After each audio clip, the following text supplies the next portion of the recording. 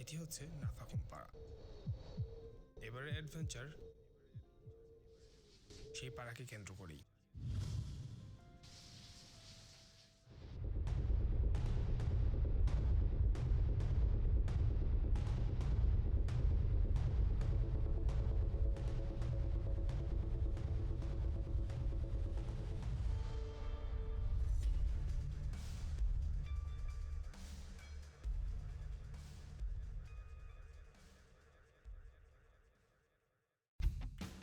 ঢাকা থেকে 4 বন্ধু নাফাকুম ভ্রমণের উদ্দেশ্যে বেরিয়ে পড়লাম। প্রাথমিক গন্তব্য চকরিয়া বাস স্ট্যান্ড। শ্যামলী থেকে কক্সবাজারের উদ্দেশ্যে যেসব বাস ছেড়ে যায় তার যে কোনো একটি বাসে উঠলে আপনাকে চকরিয়া বাস স্ট্যান্ড নামিয়ে দিবে। ভাড়া নিবে 900 থেকে 1000 টাকা। অধিকাংশ বাস হোটেল নূরজাহানে থামলেও মার্সা পরিবহন মায়ামিতে খাবারের ব্রেক দিয়ে থাকে। লং জার্নির মধ্যে আমি একটু ভারী খাবারটা অ্যাভয়েড করি। এখানে রুটি আর গরু মাংসটা অনেক বেস্ট ছিল মায়ামির রুটি। মার্সা হচ্ছে মায়ামিতে থামে। কারিগর অসুস্থ থাকার কারণে আজকে রুটি অফ। জাস্ট একটা দই নিছি এদের, দইটা ট্রাই করে দেখতেছি। আর এই যে আমার সামনে আরেকজন দেখেন, আমার এক খাদক ভাই। হ্যান্ড পোজ দিয়ে লাভ নেই, আমি মেন শুট লয়ে নিছি।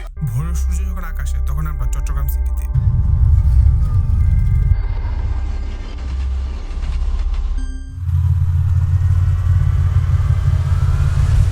দেখতে দেখতেই চকরিয়া চলে আসলাম। চকরিয়া থেকে আলীকদম চাঁদের গাড়িতে জনপ্রতি 110 টাকা। তবে আপনারা যদি শর্ট বোর্ডে অথবা বাস ইউজ করে থাকেন সেক্ষেত্রে আপনাদেরকে 100 টাকা করে জনপ্রতি পড়ে থাকবে। অলরেডি আমাদের চাঁদের গাড়ি এখন ছেড়ে দিবে আর উপরে উপরে ভাই মাইরা দিতেছে পিস দিয়া।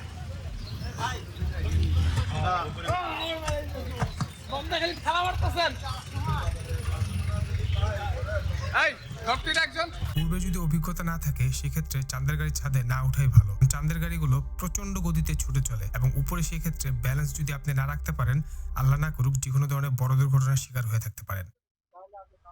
তো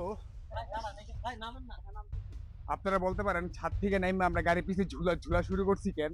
সামনে হইতেছে গিয়া আর্মির চেকপোস্ট। তো আর্মির চেকপোস্ট ছাড়া থাকা যাবে না, সেই জন্য পিছে ঝুলা যেতেছি। আর্মির চেকপোস্ট পার হওয়ার পরে আবার হইতেছি গিয়ে আমরা উপরে উঠবো।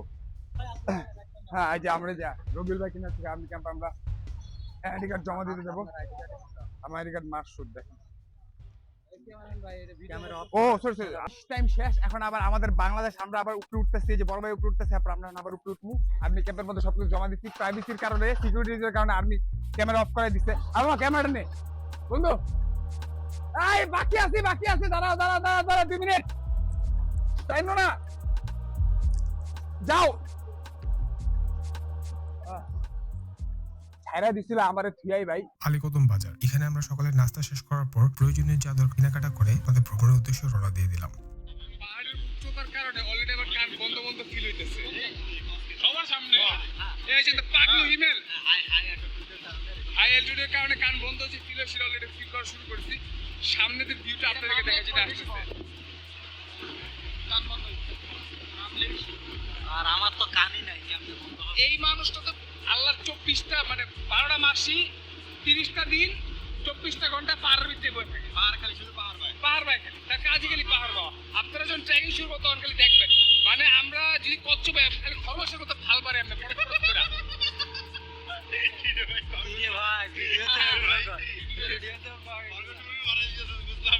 না কইলাম আর কি ভাইয়ের তো স্কিল বিয়া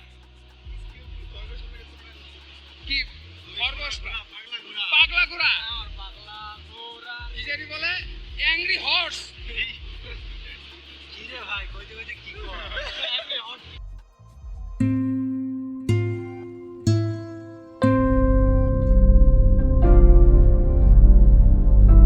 আলীকদম থেকে থানচি যাওয়ার পথটা একদম দেখার মতো ছিল। তবে বলতে খেয়াল নেই, আলীকদম থেকে থানচি চাঁদের গাড়ির রিজার্ভ ভাড়া 4500 টাকা, যেখানে আপনারা 12 থেকে 13 জন উঠতে পারবেন। ভাই জাস্ট পিছে দেখেন ওই যে থানচি দেখা যায়, জাস্ট যদি একটু ক্লিয়ার থাকতো আজকে তাহলে কি দেখা যেত? থানচি বাজার সহ সাঙ্গু নদী স্পষ্ট দেখা যেত। আচ্ছা, এটা খুবই মনোমুগ্ধকর এবং খুবই সুন্দর, যা মনের প্রাণকে প্রশান্তি দান করে। আর ওই যে রাস্তা দেখছেন, ওই যে রাস্তা যাচ্ছে, হ্যাঁ যাবো, হ্যাঁ ওই যে একদম ওই দিকে আমরা একদম ওই যে পাহাড়ের রাস্তা দেখতেছেন, ওই পুরো খারাপ জায়গাটা উপরে উঠবো। ক্যামেরা একটু ঘুরছি, বিষয়টা সেটা না, সামনে সেনাবাহিনী ক্যাম্প, তা আমরা সামনে যদি সেনাবাহিনী কে আমরা আবার বৈশাখ করতে দিব এখন না আরেকটু পরে। আরেকটু পরে আর কি।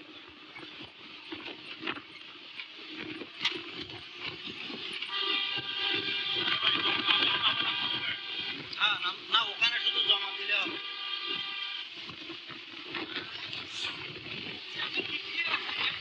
আর ওই যে গাড়ি ওই যে উঠতে ব্যাগ পারে যেতে না, না হয়। গাড়ি উঠতে পারে না, স্টার্ট বন্ধ হয়ে যায়।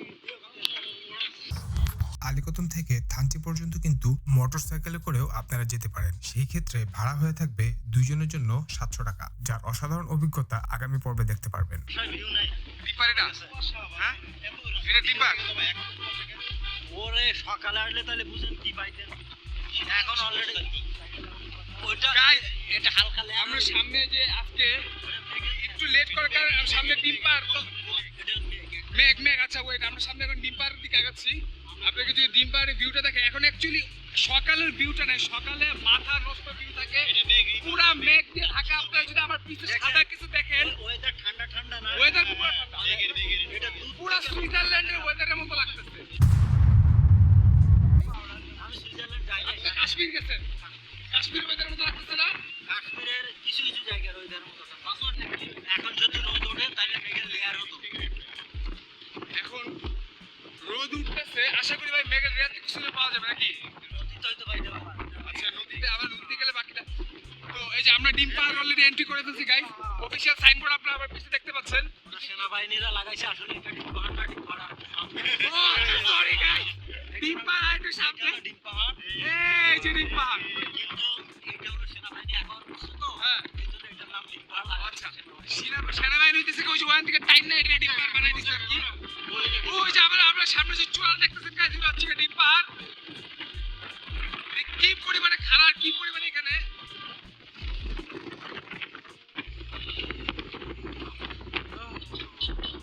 এখন গাইজ আমরা ডিম পাহাড়ের মেইন ভিউ শুরু হবে আমাদের সামনে এখন। Just wow man, look at this view. Wow, আমি আইএলটিএস এর ভিডিও পাইনি। I have studied from commerce college, you know. ওই হলো এই যে ডিম পাহাড়ের ভিউ। ওই হলো ডিম পাহাড় পাড়া। ওই যে গাইজ বাম পাশে দেখতে পাচ্ছেন দূরটা হচ্ছে ডিম পাহাড়ের পাড়া। এটা হলো অরিজিনাল ডিম পাহাড়। পুরাটা ওই যে সামনে যে চূড়া দেখতেছেন এটা হচ্ছে অরিজিনাল ডিম পাহাড় না? এই যে ঠিক আমার পিছনে দেখতে পাচ্ছেন। আর ওই যে উপরে যে খাড়াটা আপনাদেরকে দেখাই। সামনে দিয়ে আমরা হ্যাঁ ডাইনে যদি ওয়েদার ক্লিয়ার থাকে একটা আছি বাজার থেকে ওকে। তো ওয়েদার তো অনেক ক্লিয়ার। ওয়েদার দেখলে মনে রাখা দেখা যাবে, বাকিটা দেখা যাক। নেমে আপনাদেরকে দেখাচ্ছি। তো এখন আরেকটা সেনাবাহিনী ক্যাম্পের মধ্যে আর কি চেকপোস্ট আমরা থামছি। তো এখানে আমাদের আবার ফটোকপিগুলো জমা দিয়ে দেন এখান থেকে আবার রওনা দিয়ে দেবো আমরা থানচির উদ্দেশ্যে। এই যে এক পাগল ভাইকে দেখা যাচ্ছে আমাদের, সে বিধ্বস্ত। থানচি বাজারে পৌঁছানোর পর আমাদের সর্বপ্রথম কাজ ছিল থানা থেকে আমাদের পারমিশন নেওয়া। সেই জন্য আমরা থানার মধ্যে চলে যাই এবং সেখান থেকে আমরা আমাদের পারমিশন নেওয়ার পর আমরা আমাদের যে গাইড তাকে আমরা রিসিভ করি এবং ঠিক তাকে এইভাবে আমরা অভ্যর্থনা জানিয়ে আমাদের সাথে গ্রহণ করি।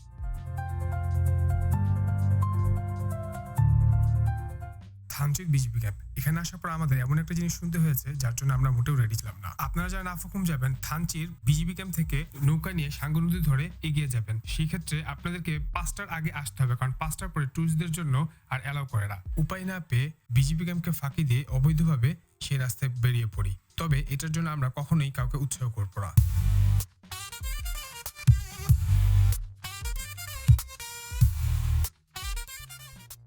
জীবনে একবার হলেও সাঙ্গু নদী ঘুরে আসবেন। প্রথম আমি যখন গিয়েছিলাম নিজের চোখকে বিশ্বাস করতে একটু সময় লেগেছিল। বাংলাদেশেও যে এরকম একটা জায়গা রয়েছে কখনোই জানা হতো না যদি আমি না যেতাম।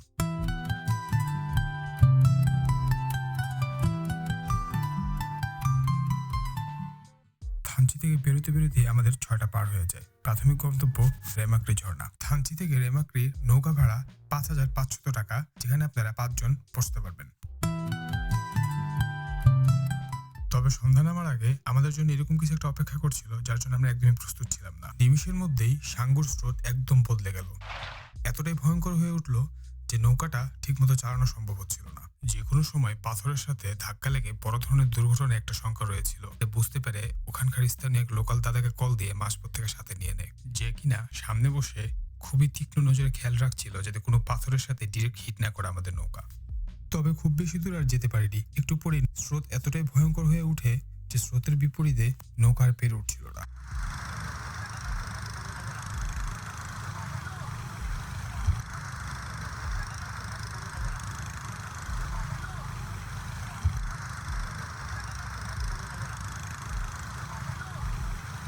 দ্বিতীয় কোনো উপায় না থাকায় পাহাড়ি পথ ধরে খুবই সাবধানতা অবলম্বন করে আমরা এগিয়ে চললাম। পথটা কিন্তু মোটেও সহজ ছিল না।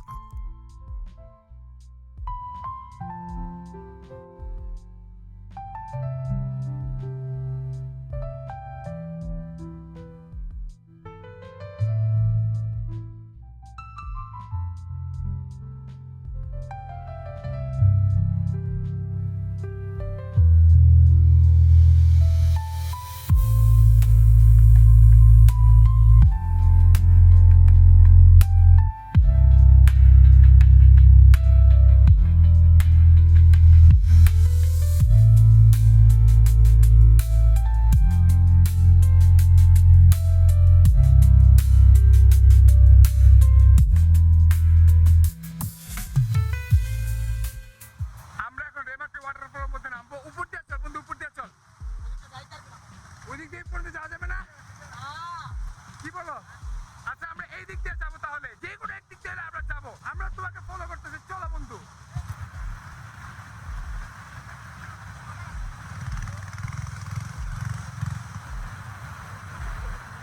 মামা আমার কাছে ট্রেকিং জুতা আছে, আমি যাই। উপর দিয়ে চল, উপর দিয়ে চল মামা।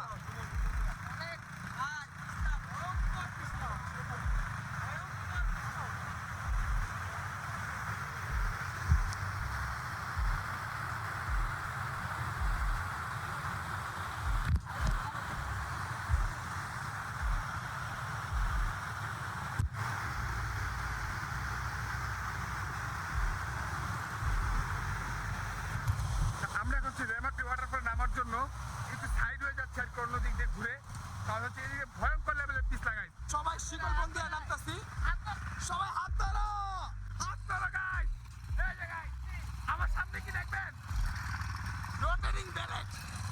এই যে আস্তে আস্তে আস্তে, ভালো গভীর, ভালো গভীর জায়গা বলতে। এই দেখেন আমি একটু জায়গা উপরে আছি, কতটুক নেমে যাবো গাইস। একটুক নেমে গেলে আবার উঠতেছি। এই ওই জায়গা, ওই কেন জানি শুয়ে আসছে ভাই পানির মাঝখানে জায়গা।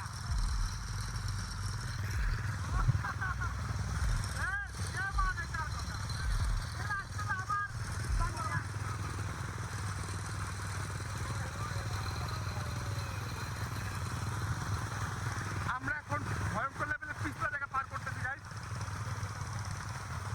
এরকম জায়গার মধ্যে এরকম ভয়ঙ্কর ডালে এই জায়গার মজাটাই হয় না। সামনের দুইজনে দেখাই এখনই পড়তে নিছিলাম, ওটা দেখে চলা উচিত। আমরা এখানে কিন্তু অস্থির রাস্তা, খুবই পিছলা, খুবই পিছলা। আমাদের একজন তো ভাই শুয়ে পড়ছে বড় ভাই। সন্ধ্যা নেমে আসার পর নদীর স্রোত যখন কমে যায়, কিছু পাহাড়ি ফল খেয়ে আবার সাঙ্গুর বুকে ছুটে পড়ি। সাথে ছিল দুপুরের লাঞ্চ। সারাদিন পরিশ্রম করার পর এরকম সাঙ্গু নদীর একটা ভিউ দেখে হাতে লাঞ্চ নিয়ে উপভোগ করাটা অন্যরকম এক অনুভূতি। সাঙ্গু নদী দেখেন, আমরা খাওয়া দাওয়া করবো। সাঙ্গু নদীর তীরে লাঞ্চ, ও this view and this is the view. লাঞ্চের টেস্ট কি হবে বেশ চিন্তা করেন। মাঝখানে কোনো একটা পাড়ায় আমরা নৌকা চেঞ্জ করি। সেখানে আমি আর বন্ধু আমাদের গ্রুপ থেকে বিচ্ছিন্ন হয়ে যাই। আমরা দুই অসহায় মানুষ, ঠিক আছে, সবাই চলে গেছে আস্তা বনের মধ্যে। পাশে গান ছাড়া ছিল, তাই অডিও ক্লিপ ইউজ করতে পারলাম না। তবে আমাদের এখানে প্রায় 30 মিনিটসের মতো অপেক্ষা করা লাগছে। তবে আমাদের চিন্তা ছিল না, কারণ রবিদার উপর আমাদের যথেষ্ট ভরসা ছিল। তবে অন্ধকার নামার পর পথটা যেন এক অন্যরকম ভয়ঙ্কর হয়ে উঠলো। টর্চের আলোতে কোনো মতো সামনের রাস্তা দেখে আস্তে আস্তে করে এগিয়ে যাচ্ছিলাম। এই পথে কিন্তু যে কোনো ধরনের যে কোনো কিছুর ভয় রয়েছে।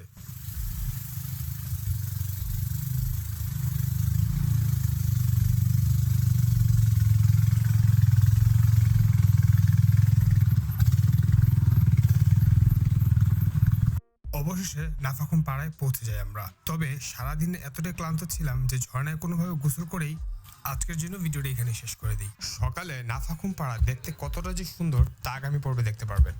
শুরু করেন দাদা।